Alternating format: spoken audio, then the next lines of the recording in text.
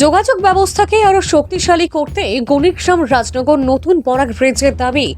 গণিতগ্রাম Rajnagar Barak bridge demand কমিটির শুক্রবার শিলচরে সাংবাদিক সম্মেলন করে এই কথা জানান গণিতগ্রাম রাজনগর বরাক ব্রিজ ডিমান্ড কমিটির সদস্যরা।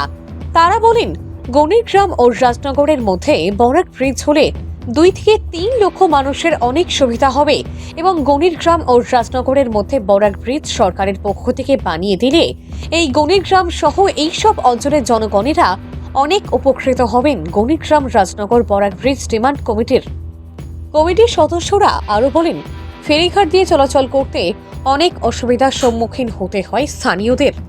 বরাক ব্রিজ হলে বৃহত্তর কাঠিগড়া কালাইন ভাঙাপাড় অঞ্চলের লোকেরা অতি সহজে শিলচরের সঙ্গে যোগাযোগ করতে পারবেন। ডিমান্ড কমিটির পক্ষ থেকে বরাক ব্রিজের দাবি নিয়ে শিলচরের সাংসদ মন্ত্রী কৌশিক রায়, বড়খোলার বিধায়ক সহ বিজেপি সভাপতি রূপম সাহা, বিজেপি সভাপতি রূপম সাহা সহ বিভাগীয় আধিকারিকদের কাছে স্মারকপত্র প্রদান করেন তারা। সংবাদ মাধ্যমের মধ্য দিয়ে ডিমান্ড কমিটির কর্মকর্তারা সরকারের কাছে দাবি রাখেন অতি শীঘ্রই গণিতগ্রাম রাজনগরের মধ্যে যোগাযোগ ব্যবস্থার জন্য নতুন বরাক ব্রিজ তৈরি করার জন্য। এদিন সাংবাদিক সম্মেলনে উপস্থিত ছিলেন গণিতগ্রাম রাজনগর বরাক ব্রিজ ডিমান্ড কমিটির সাধারণ সম্পাদক হিরালাল রাজকুমার, হায়দার হোসেন লস্কর, মঞ্জুরুল হক লস্কর, শাহিদুল ইসলাম লস্কর, মোহাম্মদ ফয়সাল বরভুইয়া, মোহাম্মদ ইউনুস লস্কর। ৭৫-৭৬ বছর হওয়ার পরেও রাজনগর গণিগ্রামের যে ব্রিজ কেউ মাতিছে না। ফাটফাট প্রথমে কিছু মাতিলেও মাতিছে। আমরা কিছু রিটায়ার্ড মানুষ লগে রিটায়ার্ড 5-6 জন আমরা হঠাৎ জাগলো যে আমরা যদি এখানে একটা ব্রিজের দাবি তুলি, পাবলিকে যখন ট্রাই করে না তখন কেউ শুনে না, গভর্নমেন্টে শুনে না, পলিটিক্যাল পার্টি শুনে না। তো স্বাধীনতার পর থাকিয়া কোনো পার্টি আমরা এই ব্রিজ সম্বন্ধে গভর্নমেন্ট লেভেলে কোনো প্রপোজাল সাবমিট করছে কি আমরা জানা নাই। তো এই মর্মে আমরা 2022 ইংরেজির এই সংগঠনের জন্ম হয়েছে Ganigram Rajnagar Barak bridge demand committee, post office Rajnagar, Cachar, Assam, pin 788026। এরপরে আমরা যত লেভেল আছে, গভর্নমেন্ট যত লেভেল আছে সব লেভেলেও আমরা কাগজগুলো, প্রেয়ারগুলো, পিটিশনগুলো পাঠাইছি, যেটার উল্লেখ এখানেও আছে। এনক্লোজ ডেট যেটা আমার আছে আরও আছে, এটা আমি দিয়েছি। তো ফাটানির পরে আমরা লাস্ট যেটা ফাটাইছি এই মাসে, যেটাগুলো আমরা ফাটাইছি 18/2/25। আমরা এটা বুঝতে পারছি নীতিন গাডকারি স্যারের বক্তব্য থেকে আমরা এটা বুঝছি যে সিম্পলি একটা ব্রিজ চাইলে সেন্ট্রাল গভর্নমেন্ট থেকে তারা নাও দিতে পারে। তখন আমরারও এক সদস্য যে টুইটার বেশি দেখে গাডকারি স্যারের, তো এই টুইটার থেকে তার মাঝে একটা নলেজ এসে যে যদি একটা প্রজেক্ট বানাইয়ে দেওয়া যায়। বাইতিসে আমরা সবাই সিদ্ধান্ত লইলাম যে ঠিক আছে, একজন ইঞ্জিনিয়ার যদি আমরা একটা প্রজেক্ট বানাই, তো প্রজেক্টর ইঞ্জিনিয়ার যাই আপনার অফিসের সামনে, এর নাম ওনার উইশ engineer Panjalnath, engineer from NIT। তার কাছে আমরা চাইলাম যে আমরা তো পয়সা করিও নাই, আমরা তুলাতুলি নিয়ে আমরা একটা প্রজেক্ট বানাইয়ে দিন। কারণ প্রায় 3-4 মাস লাগাইয়া প্রজেক্ট বানাইছেন। এই মুহূর্তে আমরা মিনিস্টার, MP এরারে একটা সম্বর্ধনা দেওয়ার একটা চিন্তা করছিলাম। আমরা সেই পরিপ্রেক্ষিতে আমরা ডিস্ট্রিক্ট বিজেপি অফিসে গেছি। দেওয়ার পরে প্রথমে বিমলন্দি স্যার লগে যোগাযোগ হয়েছে, এরপরে রূপম সাহার লগে আলোচনা হয়েছে।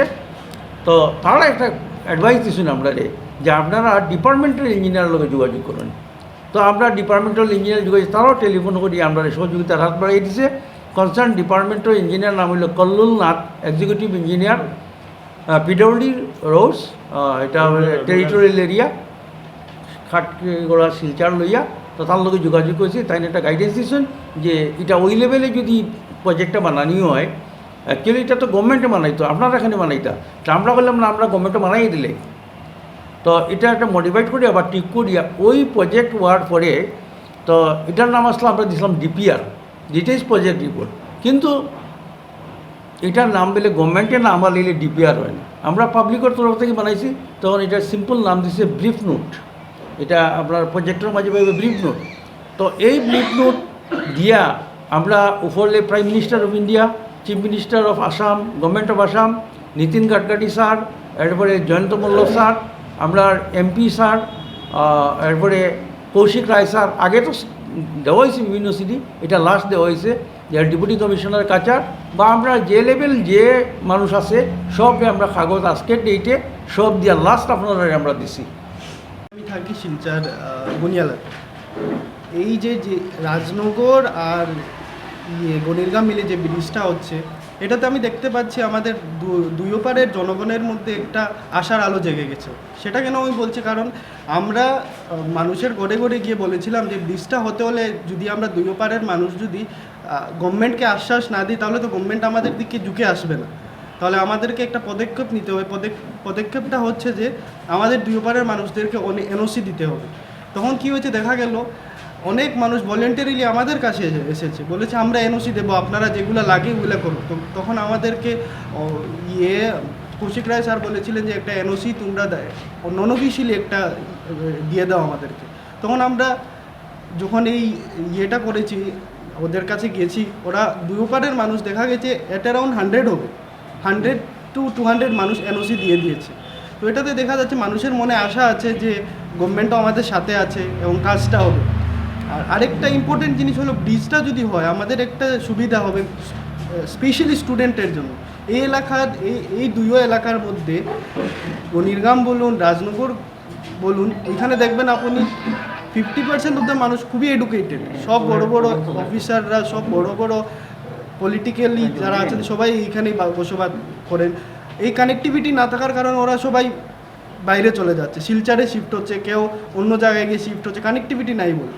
এখন এই সুবিধাটা স্টুডেন্টের হবে, কারণ আমি বলছি আমাদের রয়েছে আসাম ইউনিভার্সিটি, এনআইটি, এগুলাতে আমাদের স্টুডেন্টরা বেশিরভাগ যাতায়াত করতে হলে ওই আমাদের রানীঘাট হয়ে যেতে হয়, যার কারণে অনেক লেট হয়ে যায়। ইভেন আমিও সাফারার, আমিও অনেক আবেদন নিবেদন করিয়া আসিতেছি।